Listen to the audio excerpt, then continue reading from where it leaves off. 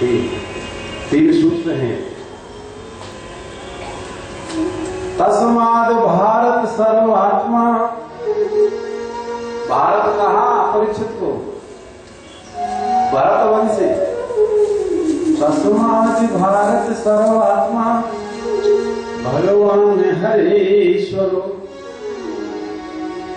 श्रोतव्य कीर्तव्य। श्रवण करो, तीन बातों में पहले श्रवण करो। क्या श्रवण करें? भगवान की कथा सुनो। और कीर्तव्य, कथा सुनते सुनते थकान हो जाए तो कीर्तन करो, और कीर्तन में भी थकान हो जाए तो भगवान का स्मरण करो। जन्म लाभ है पर है पुंसा मति नारायण स्मृतः स्मृति। हमारे जीवन का परम लाभ तो बस एक है कि हम अंत समय में हमारी वाणी के द्वारा परमात्मा का नाम निकले। पर निष्ठितो अपि निर्गुण्य उत्तम श्लोक लीलया ग्रहित चेता राजर्षि आख्यानम यद विहितवान। लेकिन हमारी वाणी से भगवान का नाम कब निकलेगा? जब हम भगवान की कथा सुनेंगे। आचार्य सुखदेव कहते हैं, हे परीक्षित, कथा की तो ये महिमा है। मैं पहले निर्गुण ब्रह्म का ध्यान किया करता था, निराकार का मानने वाला था, लेकिन परम निष्ठ तो अपि निर्गुण्य उत्तम श्लोक लीलया। उत्तम श्लोक नाम गात्र किसका है? गोविंद का है। उत्तम श्लोक, जब उत्तम श्लोक नाम आए तो समझ लेना चाहिए कृष्ण का ही नाम है। पता था नहीं? पता था। उरुगाय, उरुगाय, ये गोविंद का नाम है।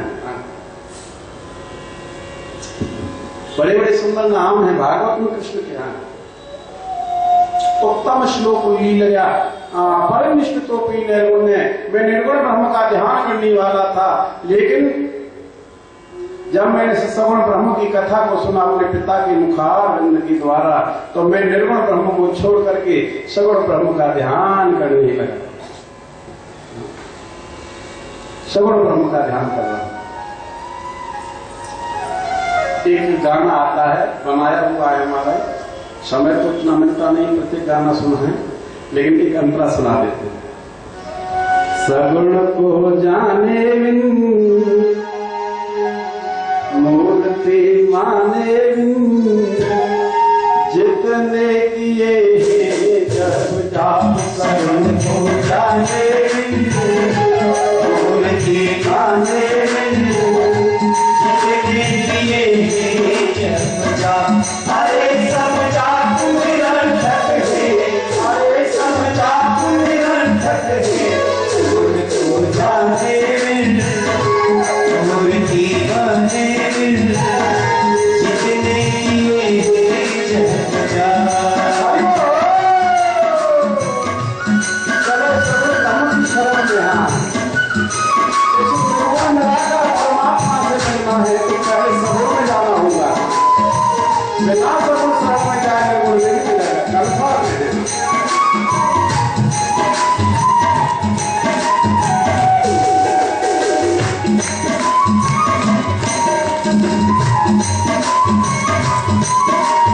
जिसका ना कोई गुण वो निर्गुण ही कहलाए, जिसका ना कोई गुण वह निर्गुण ही कहलाए।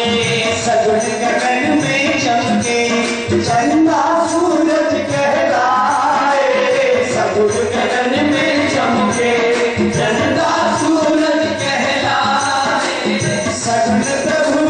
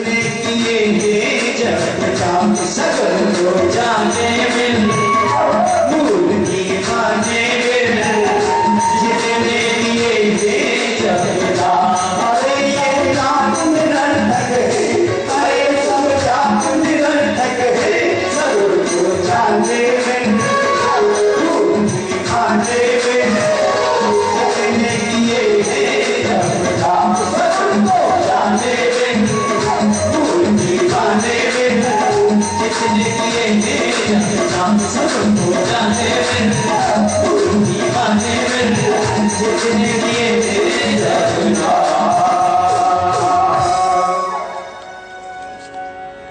बोलो राधे राधे। हाँ, पर निष्ठ तो अभी मेरी निष्ठा हो गई इस पर ब्रह्म परमात्मा साकार रूप में।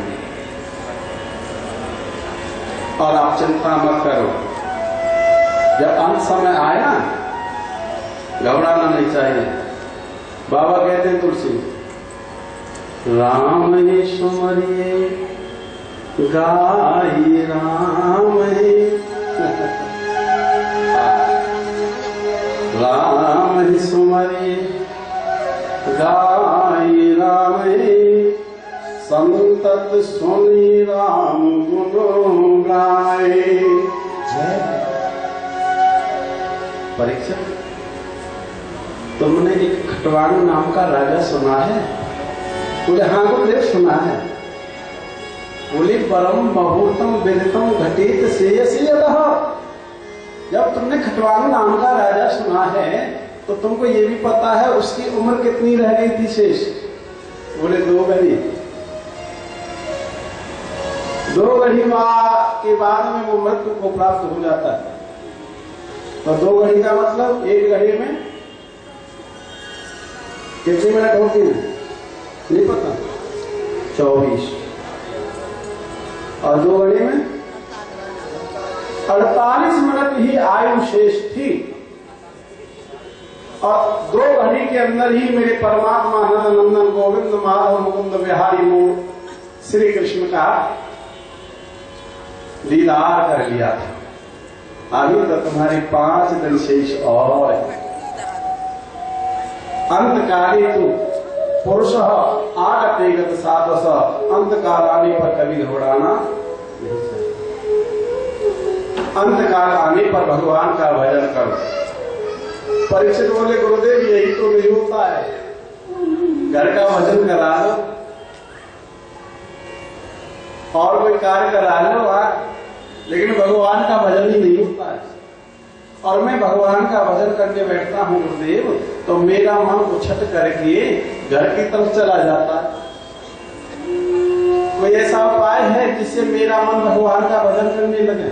अच्छा एक बात है सज्जनों, यह प्रश्न उस अकेले परीक्षित का ही नहीं है, हमारा तुम्हारा सभी का है। तुम्हारा मन लग जाता है भगवान का भजन में? नहीं लगता? ऐसे ऐसे कर रहा।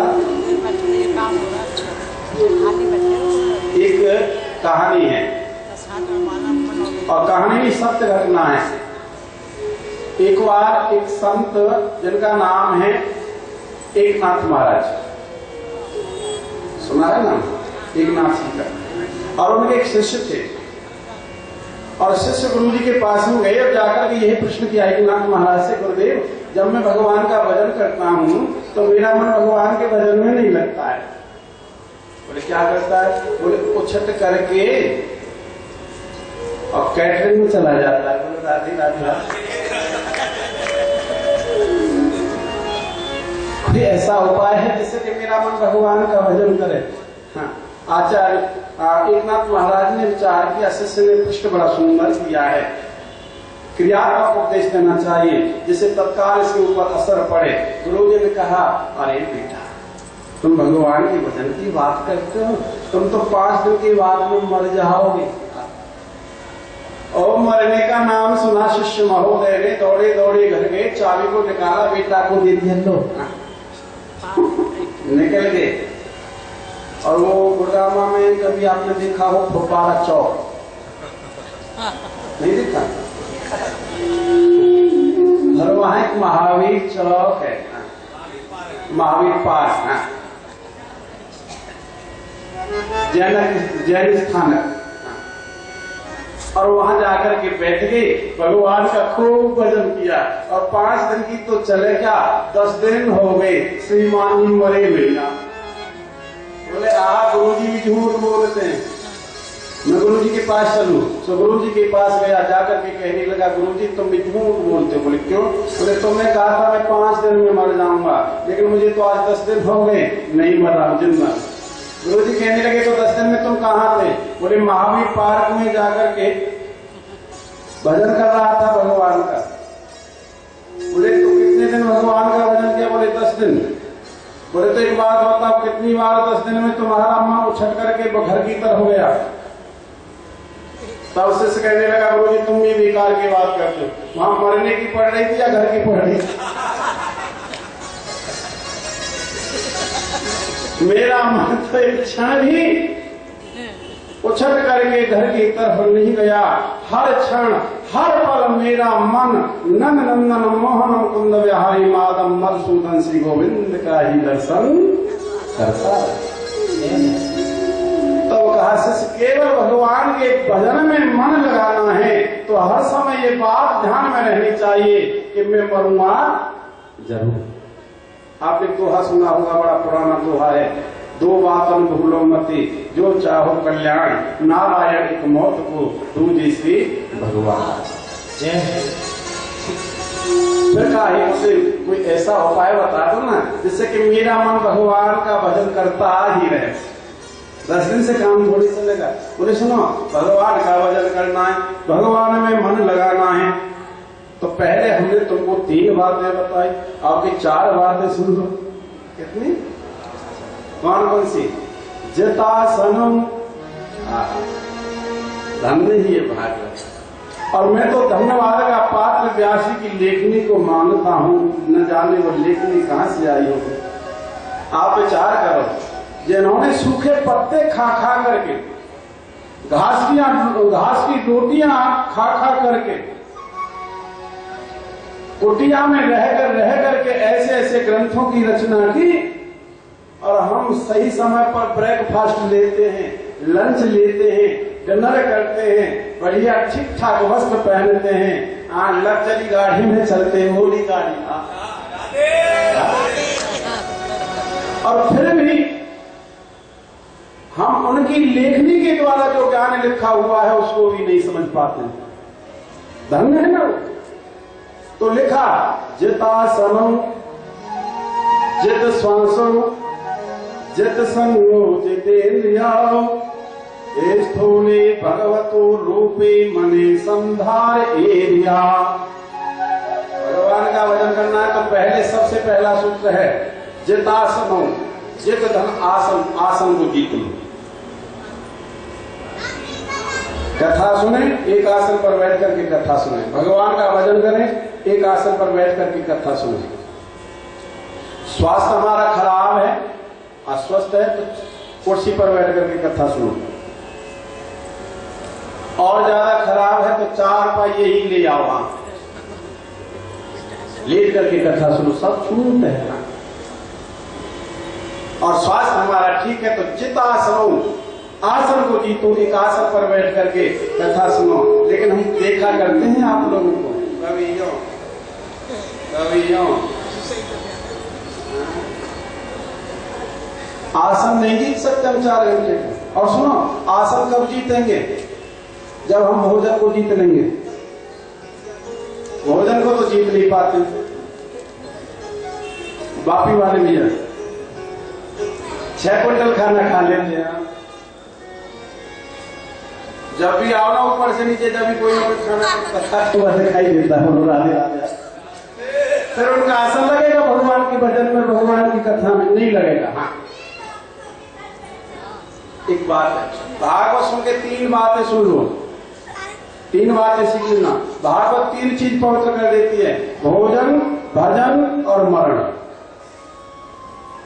भागवत के ये सूत्र हैं, भोजन, भजन, मरण।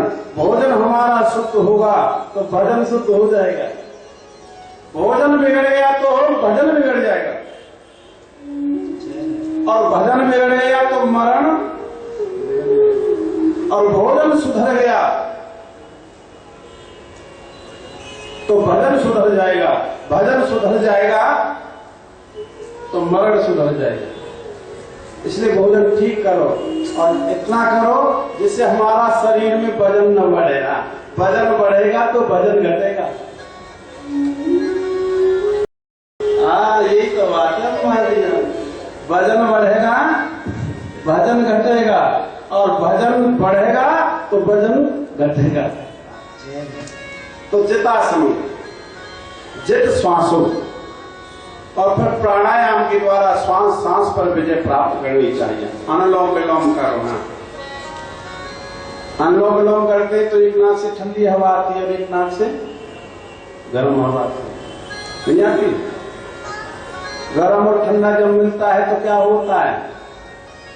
कमरे में बल्ब लगा हुआ है, नेगेटिव तार लगे होंगे तो बल्ब जलेगा।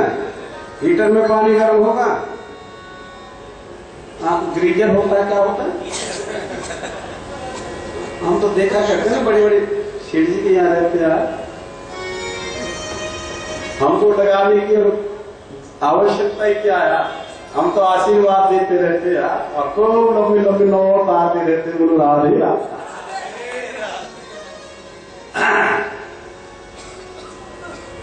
तो नेगेटिव पॉजिटिव तार लगते बल्ब जब ही चलता है, प्लस माइनस। जी सर। हाँ, बल्ब जलेगा। तो ये शरीर हमारा घर है, कमरा है, और इसमें आत्मा है, वह बल्ब है। और जब तक हम अनुलोम विलोम नहीं करेंगे, गर्म और ठंडे तार नहीं लगेंगे, तब तक आत्मा रूपी बल्ब जो लगा हुआ है शरीर रूपी कमरे के अंदर, वहां प्रकाश नहीं होगा। और वहां प्रकाश नहीं होगा तो नंद नंदन गोविंद मुकुंद बिहारी थोड़ी आ जाएगा, बोला ना? तो इसलिए सुबह सुबह अनुलोम विलोम किया करो।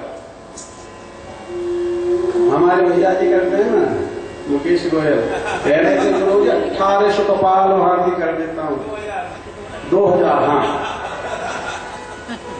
एक बार मैं भी आया था जब रामदेव स्वामी जी आए थे यहाँ। कैसा लोग कोई सब? हाँ, 4 से 7 हो गए होंगे। तो मैं आता था कापासेरा से, ये जाते थे इधर से, बड़ी भीड़ थी। अब मैंने रामदेव जी से कहा, मुलाकात होती रहती है, मैं स्वामी जी हमने तुम्हारा अटेंड किया था उस सत्र जो था योग का, बोले आप मेरे पास क्यों नहीं आए? मैंने उस समय हमको आने ही कौन देता, कान पकड़ के भगा दिया जाता। चलो तो ठाकुर जी की कृपा हो गई, आपने हमको बुलाने दो आप। ये तो गोविंद की कृपा है। और वास्तव में इसकी शरण में जो चला जाता है, भागवत की शरण में जो चला जाता है, चाहे वो कथा कहने वाला हो, चाहे वो कथा सुनने वाला हो, उसके जीवन में बाहर ही बाहर हो। यह भागवत एक कलयुग का कल्पवृक्ष है सज्जनों, लेकिन थोड़ा भाव जरूर होना चाहिए। चलो बातें बहुत बढ़ती रहेंगी ऐसे। तो चित्त श्वासो, सांस पर विजय प्राप्त करो, और उसके बाद में चित्त संगो, आसन को जीत लो। चित्त संगो, संग को जीत लो। संग जो होता है उसका बड़ा प्रभाव होता है। हम बीड़ी पीने वालों का संग करते हैं तो बीड़ी पीना सीखते नहीं सीखते। शराब पीने वालों का संग करेंगे तो शराब पीना सिखा देते हैं। जो जैसी संगत करे तैसो ही फल लीन, और कदली सीप भुजंग मन एक बूंद गुणती। जब वर्षा होती है, बूंद आती है तो कदली माने केला, केला के ऊपर पड़ जाती है तो कपूर बन जाती है, और वही बूंद सीप के मुंह में जाकर के पड़ जाती है तो मोती बन जाती है, और वही बूंद सर्प के भुजंग के मुख में पड़ जाती है तो जहर बन जाती है। बाबा कहते ना तुलसीदास, घूम परत वह डावर पानी, और जे ही जीव माया लपटानी। आप कथा तो सुनते रहो, ज्ञान से चक्षु सुनते रहो, समय दोगे ना? अरे फिर देखो ना,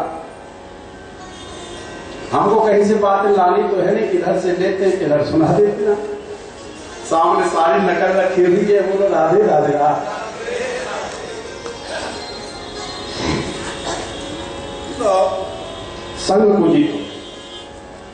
जो शराब पीने वाले का पसंद करते शराब पीना सिखा देता है, और जो भगवान के बन गए हैं उनका हम संग करने लगे तो क्या वो भगवान से नहीं मिलाएगा? जरूर मिला देगा। और जितेंद्रिय, फिर इंद्रियों को जीत लो, और फिर भगवान के ओम नाम का ध्यान कर, जो मुख्य नाम है। भगवान का मुख्य नाम क्या है? हाँ, ओम नाम सबसे इससे बड़ा जो इसका सुमरण करे। ओम नाम नित बोल आरे मन बावरिया। ओम नाम नित बोल आरे मन बावरिया। ओम नाम नित बोल आरे मन बावरिया। ओम नाम नित बोल आरे मन बावरिया। बावरिया बावरिया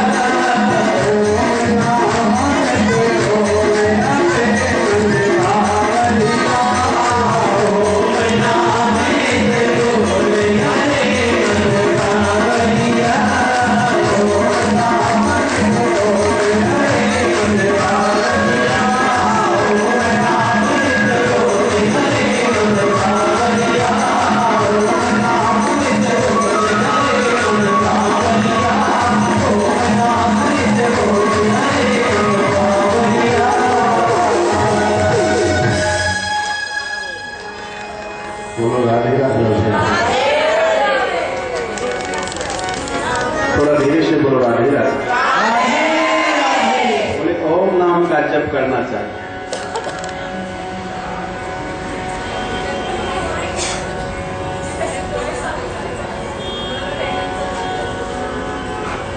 बहुत शुभ।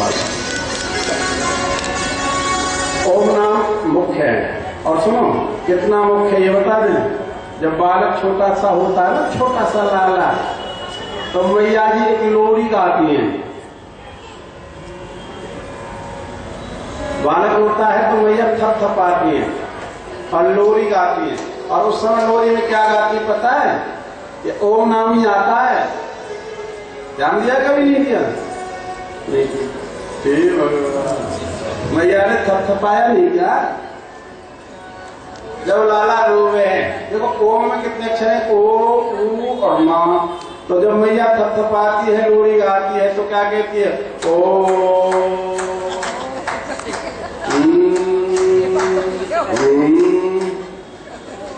क्या बेटा ओम नाम का जप कर।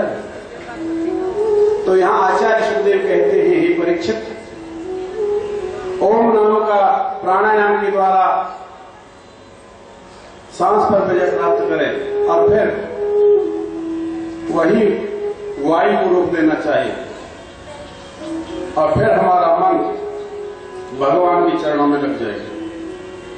लगा करके देखो। और जब कथा सुनने बैठे तो रीढ़ की हड्डी बिल्कुल सीधी होनी चाहिए। भगवान का भजन करने बैठे तो रीढ़ की हड्डी सीधी होनी चाहिए। ये हमारी बहुत बड़ी गलती है। ये शरीर को जैसे भी हम मोड़ेंगे वैसे ही मुड़ जाएगा। ऐसे बैठते हैं बहुत लोग, उनकी कमरियां झुक जाती है। पैर को सीधा ना डालो, 10 दिन पैर को टेढ़ा करके चलने लगो तो तुम टेढ़े ही चलोगे। लाला को टेढ़ो टांग कैसे है ये बता? ना टेढ़ी टांग वाला टेढ़ी खड़े।